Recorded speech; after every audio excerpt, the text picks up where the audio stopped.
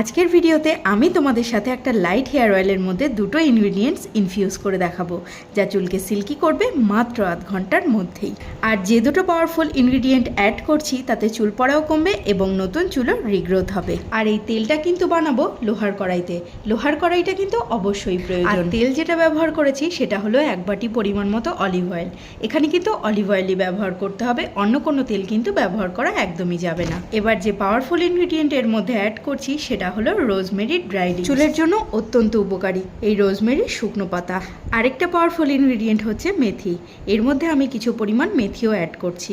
ব্যাস, আর কিচ্ছু করতে হবে না, সব কিছুকে খুব ভালো করে একবার মিশিয়ে নিলেই তৈরি। না, তেলটা কিন্তু এখনও তৈরি হয়নি।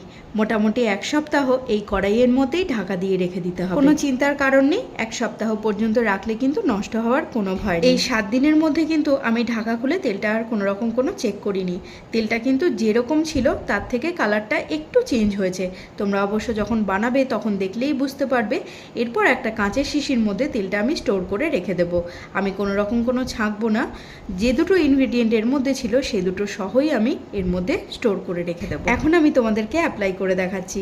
কড়াইতে যে এক্সট্রা তেলটা বেঁচে ছিল সেটাকে আমি নষ্ট করছি না, এটাই আমি আমার মাথায় খুব ভালো করে অ্যাপ্লাই করে নিচ্ছি। তেলটা যখন তোমরা ব্যবহার করবে তার আগে অবশ্যই রোদে রেখে দিও কাঁচের শিশিটা, কিংবা ডাবল বয়লার মেথড ইউজ করো।